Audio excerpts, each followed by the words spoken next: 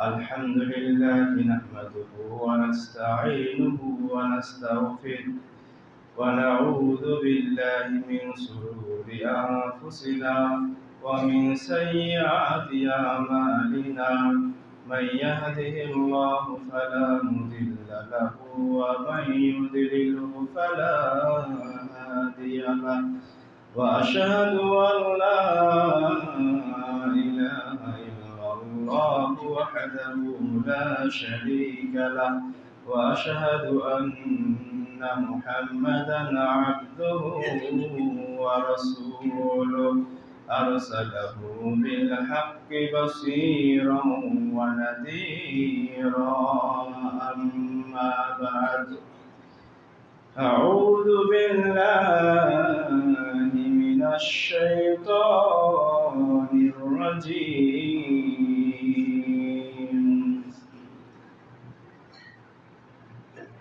كلا إنها لظى نزاعة للشوى تدعو من أدبر وتولى وجمع فأوعى الآيات.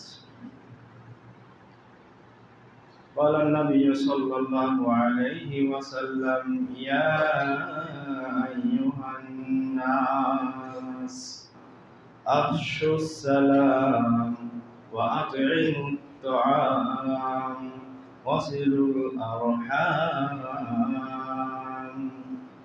وصلوا والناس نيام تدخلوا الجنة بسلام. الحديث. সকল প্রশংসা মহান আল্লাহর জন্য, যিনি আমাদেরকে সুস্থতার সাথে রমাদান মাসের সিয়াম বা রোজা পালন করার তৌফিক দান করেছেন।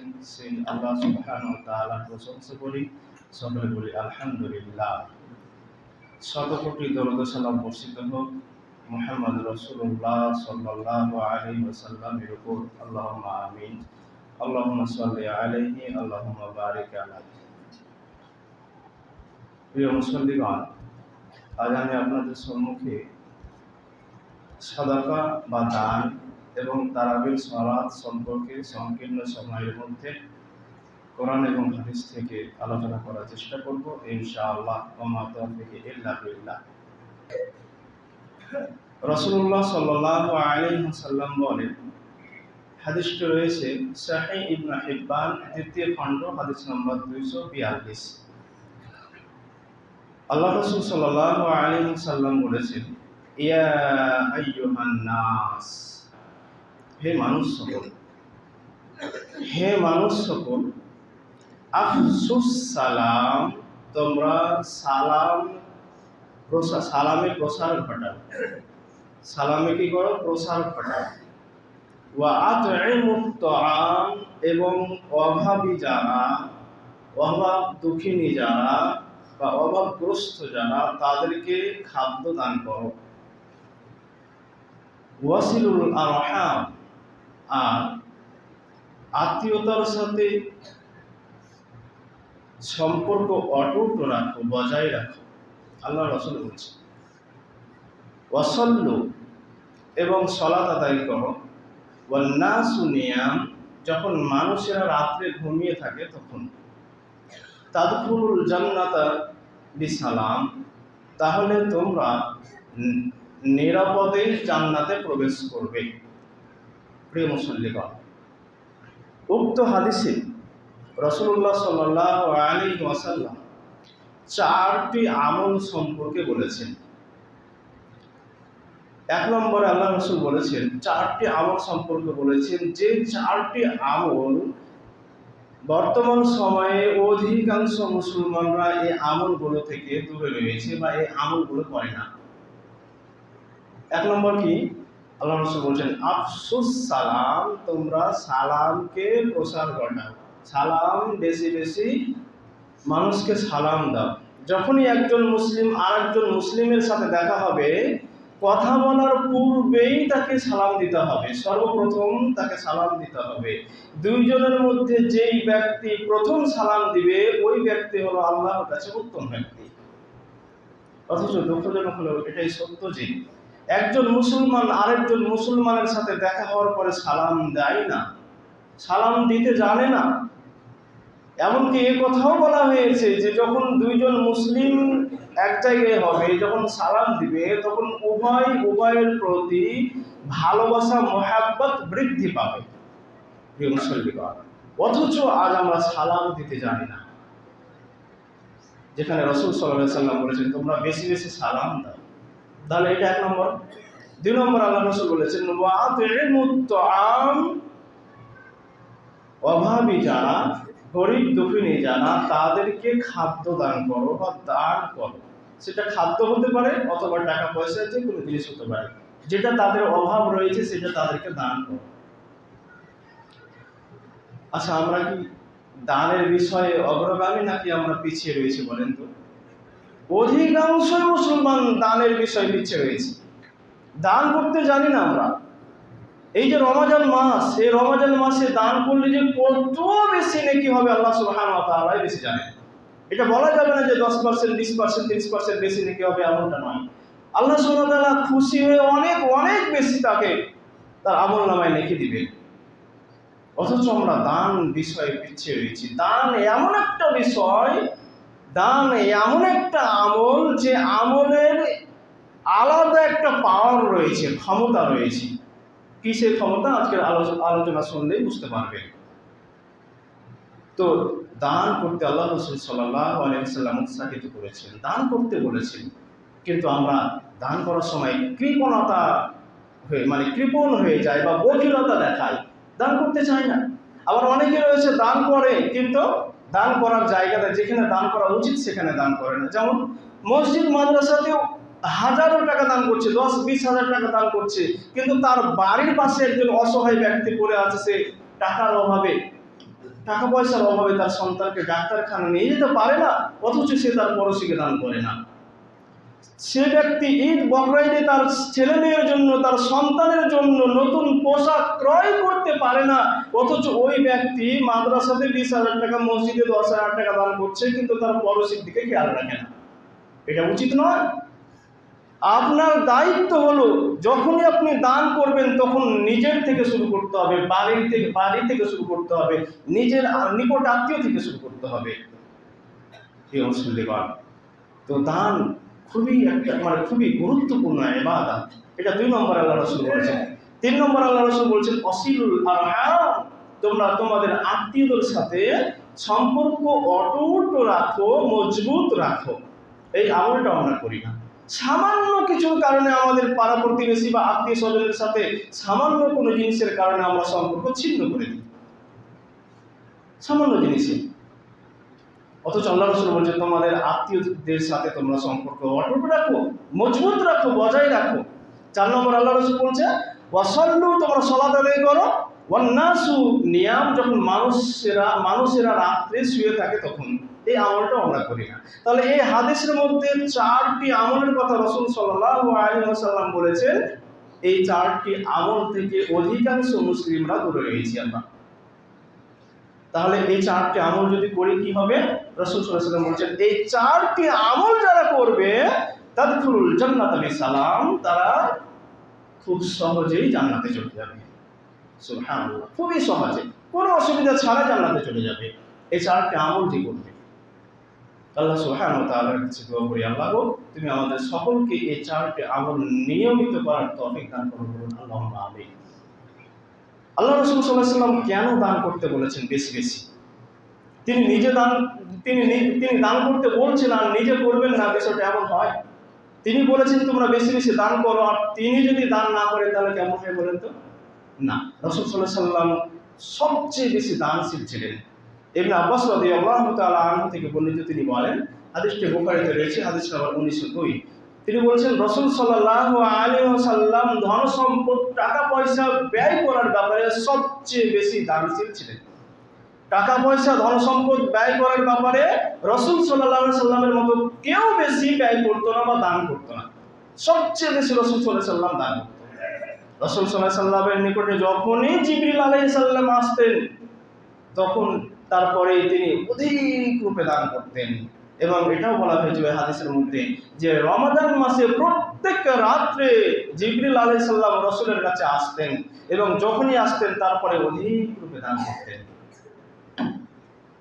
এবং এটাও বলা হয়ে থাকে রাসূল সাল্লাল্লাহু আলাইহি ওয়াসাল্লামের ব্যাপারে, হাদিসে মুসনাদ আহমদ রয়েছে, হাদিস নম্বর 2042, যে রাসূল সাল্লাল্লাহু আলাইহি ওয়াসাল্লামের নিকটে যখন কোনো মানুষ কোনো জিনিস চাইতো তিনি দিয়ে দিতেন, যখনই যে কোনো জিনিস চাইলেই তিনি দিয়ে দিতেন। তিনি কৃপণতা দেখাতেন না, বখিলতা দেখাতেন না যে দিয়ে দিলে হয়তো আমার কমে যাবে, আমার ঘাটতি হবে, এমনটা তিনি ভাবতেন না। যে যা চাইতো তিনি দিয়ে দিতেন। কেন দিতেন? কারণ তিনি ভালোভাবে জানতেন যে দান এমন একটা পাওয়ারফুল ইবাদত যে দান মানুষকে জাহান্নাম থেকে রক্ষা করতে পারে, যে দান মানুষকে জাহান্নাম থেকে পরিত্রাণ দিতে পারে। এই জন্য রাসূল সাল্লাল্লাহু আলাইহি ওয়াসাল্লাম বেশি বেশি দান করতেন এবং সাহাবায়ে কিরামদের বা উম্মতে মুহাম্মাদি বা আমরা যারা উম্মত তাদেরকে বা আমাদেরকে বেশি বেশি দান করতে বলেছেন। আল্লাহ রাসূল সাল্লাল্লাহু আলাইহি ওয়াসাল্লাম বলেন, হাদিসটি রয়েছে জামিয়া তিরমিজি, হাদিস বুখারী, হাদিস নম্বর 1413। রাসূল সাল্লাল্লাহু আলাইহি ওয়াসাল্লাম বলছেন, কাল কিয়ামতের মাঠে মানুষ এবং আল্লাহ, বান্দা এবং আল্লাহ সুবহানাহু ওয়া তাআলা সামনাসামনি হবেন। আল্লাহ এবং বান্দার মাঝে কোনো আর থাকবে না, আল্লাহ এবং বান্দার মাঝে কোনো দোহাসি থাকবে না যে আল্লাহ সুবহানাহু ওয়া তাআলা তাকে কিছু প্রশ্ন করবেন বা বলবেন আর ওই ব্যক্তি বুঝতে পারবেন না, এমনটা হবে না। মানে আল্লাহ সুবহানাহু ওয়া তাআলা যা বলবেন বান্দা সব কিছুই বুঝতে পারবে, দোহাসি থাকবে না। এই সময় আল্লাহ সুবহানাহু ওয়া তাআলা বান্দাকে বলবেন, হে বান্দা, আমি কি তোমাকে টাকা পয়সা দেইনি? আমি কি তোমাকে ধন সম্পদ দেইনি? আমি কি তোমাকে ধন দৌলত দেইনি? তখন ওই ব্যক্তি বলবে, অবশ্যই হে আমার প্রতিপালক, আপনি আমাকে ধন সম্পদ টাকা পয়সা দিয়েছিলেন। তখন সে ব্যক্তি ডান দিকে তাকিয়ে দেখবে আগুন আর আগুন, বাম দিকে তাকিয়ে দেখবে আগুন আর আগুন। তখন আল্লাহ রাসূল সাল্লাল্লাহু আলাইহি ওয়াসাল্লাম সাহাবাদেরকে লক্ষ্য করে বলছেন, ফালিয়াত্তাকিয়ান নার, ফালিয়াত্তাকিয়ান আহাদুকুমুন নার। হে সাহাবাবর্গ, তোমরা জাহান্নাম থেকে নিজেদেরকে রক্ষা করো, তোমরা জাহান্নাম থেকে নিজেদেরকে রক্ষা করো। ওয়ালাউ বিশিক্কি তামারা, যদিও এক টুকরো খেজুরের এক টুকরো দান করে হলেও নিজেকে জাহান্নাম থেকে রক্ষা করো।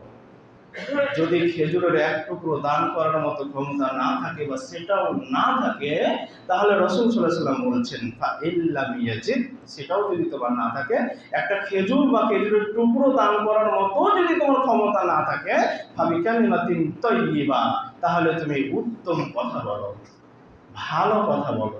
কেননা ভালো কথা বলা, উত্তম কথা বলা, মানুষের সাথে হাসি মুখে কথা বলা, এটাও সাদাকা। অতএব তুমি হাসি মুখে কথা বলে হলেও, উত্তম কথা বলে হলেও নিজেকে জাহান্নাম থেকে রক্ষা করো। উক্ত হাদিস থেকে প্রতীয়মান হয় যে যারা নিজেদের সম্পদকে পুঞ্জীভূত করে রাখে, যারা নিজেদের সম্পদকে আগলে রাখে, জমা করে রাখে, তাদের ওই সম্পদগুলো কাল কিয়ামতের মাঠে আগুনে পরিণত হবে এবং সেগুলো দেখতে পাবে আগুন হয়ে গেছে। এবং রাসূল সাল্লাল্লাহু আলাইহি ওয়াসাল্লাম ওই আগুন থেকে বাঁচার জন্য বা ওই সম্পদগুলো যেন আগুন না হয়ে যায়, এই জন্য আল্লাহ রাসূল বলছেন, তোমরা বেশি বেশি দান করো। কারণ দান করলে কি হয়? দান করলে জাহান্নাম থেকে রক্ষা পাওয়া যায় এবং দান করলে মানুষের গুনাহ মাফ হয়ে যায়। আল্লাহ রাসূল সাল্লাল্লাহু আলাইহি ওয়াসাল্লাম বলছেন, হাদিসটি তিরমিজিতে রয়েছে, হাদিস নম্বর 2616, মুআয ইবনে জাবাল রাদিয়াল্লাহু তাআলা আনহু থেকে বর্ণিত, তিনি বলেন, কুনতু মা'আন নবী সাল্লাল্লাহু আলাইহি ওয়াসাল্লাম ফি সাফারিন, আমি একদিন রাসূল সাল্লাল্লাহু আলাইহি ওয়াসাল্লামের সাথে কোন ভ্রমণে ছিলাম, কোন এক সফরে ছিলাম। ফাআসবাহতু ইয়াওমান করিবান মিনহু নাহনু নাসির, এবং আমি একদিন সকালে রাসূল সাল্লাল্লাহু আলাইহি ওয়াসাল্লামের নিকটবর্তী হলাম। ফাকুলতু ইয়া রাসূলুল্লাহ সাল্লাল্লাহু আলাইহি ওয়াসাল্লাম, আমি রাসূল সাল্লাল্লাহু আলাইহি ওয়াসাল্লামকে বললাম, হে আল্লাহর রাসূল, আখবিরনি বিআমালিন, আপনি আমাকে এমন এক আমলের কথা বলে দিন, আপনি আমাকে এমন আমলের কথা বলে দিন, ইদখিলুনিল জান্নাতা, যে আমল আমাকে জান্নাতে পৌঁছে দিবে, ওয়া ইউবাইদুনি মিনান নার, এবং যে আমল আমাকে জাহান্নাম থেকে দূরে রাখবে। হে আল্লাহ রাসূল, এমন আমলের কথা আপনি আমাকে বলুন। আল্লাহ রাসূল বললেন, ক্বালা লাকাদ সাআলতানি আন আযীম, হে মুআজ, তুমি আমাকে খুব গুরুত্বপূর্ণ একটি প্রশ্ন করেছো। তবে জেনে রাখো, এই কাজটা, এই আমলগুলো করার সহজ হবে ওই ব্যক্তির জন্য, এই আমলগুলো সহজ হবে ওই ব্যক্তির জন্য যেই ব্যক্তিকে আল্লাহ সুবহানাহু ওয়া তাআলা সহজ করে দেবেন। যার জন্য সহজ করবেন সেই ব্যক্তির জন্য সহজ হবে। এরপরে আল্লাহ রাসূল সাল্লাল্লাহু আলাইহি ওয়াসাল্লাম বলছেন, তা'বুদুল্লাহ, মুআজ, তুমি একমাত্র আল্লাহর ইবাদত করো। 2 নম্বর আল্লাহ রাসূল বলছেন, লা তাশরিকু বিহি শাইআ, তার সাথে কোনো কিছুকে শরীক করো না। ওয়া তুকিমুস সালাত, সালাত আদায় করো। ওয়া তুতিজ যাকাত, যাকাত প্রদান করো। ওয়া তাসুমু রমাদান, রমাদান মাসে রোজা রাখো। ওয়া তাহজ্জুল বাইত, এবং হজ করো। এই 6টি আমলের কথা রাসূল সাল্লাল্লাহু আলাইহি ওয়াসাল্লাম বললেন মুআজ ইবনে জাবাল রাদিয়াল্লাহু তাআলা আনহুকে।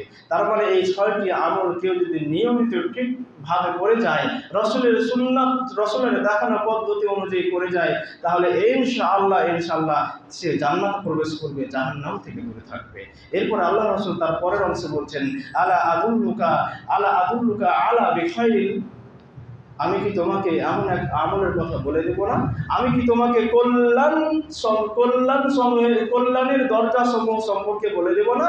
যে কাজগুলো করলে তোমার পরিবারে বা তোমার উপর মহান আল্লাহর পক্ষ থেকে কল্যাণ পেয়ে আসবে, এমন আমল কি আমি কি তোমাকে বলে দেব না? মুআজ ইবনে জাবাল রাদিয়াল্লাহু তাআলা বললেন, হে আল্লাহর রাসূল, আপনি বলুন। এরপর রাসূলুল্লাহ সাল্লাল্লাহু আলাইহি ওয়াসাল্লাম বলছেন, তোমরা আস-সাওমু জুন্নাহ, যে সিয়াম হলো ঢাল স্বরূপ, এবং অস-সাদাকাতু তুতফিউল খতিয়াতা, আর সাদাকা মানুষের গুনাহকে মিটিয়ে দেয়, কামা ইউতফিউল মাউন নার, যেমন পানি আগুনকে নিভিয়ে দেয়। আল্লাহ রাসূল বলছেন যে সাদাকা এমন একটা আমল, এমন একটা ইবাদত, দান এমন একটা আমল, এমন একটা ইবাদত, যে আমল মানুষের গুনাহকে মিটিয়ে দেয়, যেমন পানি আগুনকে নিভিয়ে দেয়। এরপর আল্লাহ রাসূল বলছেন, ওয়াসালাতুর রাজুলি মিন জাওফিল লাইল, এবং যে ব্যক্তি রাত জেগে সালাত আদায় করে। অর্থাৎ আল্লাহ রাসূল বলতে চাইছেন যে কল্যাণের দরজা সমূহ হলো ওইগুলো হলো কল্যাণের দরজা সমূহ, যে মানে কল্যাণের দরজা সমূহ 3টে আল্লাহ রাসূল সাল্লাল্লাহু আলাইহি ওয়াসাল্লাম এই হাদিসের মধ্যে বলছেন। যে 1 নম্বর কি বলেন তো? 1 নম্বর হলো সিয়াম, 2 নম্বর দান করা, সাদাকা করা, 3 নম্বর রাত্রি জাগরণ করে সালাত আদায় করা। প্রিয় মুসল্লিগণ, তাহলে এখানেও এই হাদিসের মধ্যেও রাসূল সাল্লাল্লাহু আলাইহি ওয়াসাল্লাম বলছেন দান একটা গুরুত্বপূর্ণ ইবাদত, যে ইবাদত করার কারণে, যে দান করার কারণে মানুষের গুনাহ মিটে যায়, মানুষের গুনাহ আল্লাহ সুবহানাহু ওয়া তাআলা ক্ষমা করে দেয়। প্রিয় মুসল্লিগণ, তাহলে দানের একটা গুরুত্ব রয়েছে, অনেক গুরুত্ব রয়েছে, এবং খুব পাওয়ারফুল এই দান, একটা পাওয়ারফুল ইবাদত। যে দান মানুষের গুনাহ মিটিয়ে দিতে পারে, যে দান মানুষকে জাহান্নাম থেকে রক্ষা করতে পারে, এই দান মানুষকে বিপদ আপদ থেকে রক্ষা করতে পারে। এই গুরুত্বপূর্ণ দান করা থেকে যদি আমরা বিরত থাকি, তাহলে মহান আল্লাহ সুবহানাহু ওয়া তাআলা বলছেন সূরাতুল মাআরিজ সূরা নম্বর 70 আয়াত নম্বর 15, 16, 17, 18, আল্লাহ সুবহানাহু ওয়া তাআলা বলছেন, কাল্লা ইন্নাহা লাযা, না, কখনোই না, এটা জ্বলন্ত অগ্নিশিখা, নাজ্জাআতাল লিশ-শাওয়া, যা মানুষের দেহের চামড়াগুলোকে খুলে দিবে, এমন জ্বলন্ত আগুন, অগ্নিশিখা, যা মানুষের দেহের চামড়াগুলো খুলে দিবে। তাদউ মান আদবারা ওয়া তাওয়াল্লা, এবং এই জাহান্নাম, এই অগ্নিশিখা, জ্বলন্ত অগ্নিশিখা সেই ব্যক্তিকে ডাকবে যেই ব্যক্তি দিন থেকে ফিরে গিয়েছে, পৃষ্ঠ প্রদর্শন করেছিল, ওই ব্যক্তিকে এই জ্বলন্ত অগ্নিশিখা ডাকবে। আর কাকে ডাকবে? তাদউ মান আদবারা ওয়া তাওয়াল্লা ওয়া জামাআ ফাআওয়া, আর ওই ব্যক্তিকে ডাকবে যেই ব্যক্তি জমা করে রাখতো তার সম্পদ এবং আগলে রাখতো, সঞ্চীভূত করে রাখতো। তাহলে এই আয়াতের মধ্যে আল্লাহ সুবহানাহু ওয়া তাআলা বলছেন যে যারা মনে করে যে দান করলে কমে যাবে এবং এজন্য দান করতে চায় না, তাদেরকে আল্লাহ সুবহানাহু ওয়া তাআলা বলছেন যে দান না করার কারণে এই দানগুলো এই যেহেতু জাহান্নামের আগুনে পরিণত হবে এবং এই জ্বলন্ত অগ্নিশিখা তাদেরকে ডাকবে সেই দিন, কিয়ামতের দিন। এবার বলুন যে দানের মতো গুরুত্বপূর্ণ ইবাদত থেকে কি এর পরেও আমরা পিছিয়ে থাকবো? রমজান মাস, এটা রহমত বরকতের মাস। এই মাসে প্রত্যেকটা মুসলমানের উচিত যত বেশি পারা যায় মানুষকে দান করতে হবে, অসহায় মানুষদেরকে, মসজিদ মাদ্রাসায় অভাবী মানুষদেরকে, যারা ঠিকমতো খেতে পায় না, যারা হয়তো ঠিকমতো সন্তানদের জন্য পোশাক ক্রয় করতে পারে না, এই সমস্ত মানুষ যারা রয়েছে আপনার আমার উচিত হবে তাদেরকে দান করা, তাদেরকে সাদাকা করা। আল্লাহ সুবহানাহু ওয়া তাআলার নিকট দোয়া করি, আল্লাহ গো তুমি আমাদের সকলকেই রমজান মাসে বেশি বেশি দান করার তৌফিক দান করো, বলুন আল্লাহুম্মা আমিন।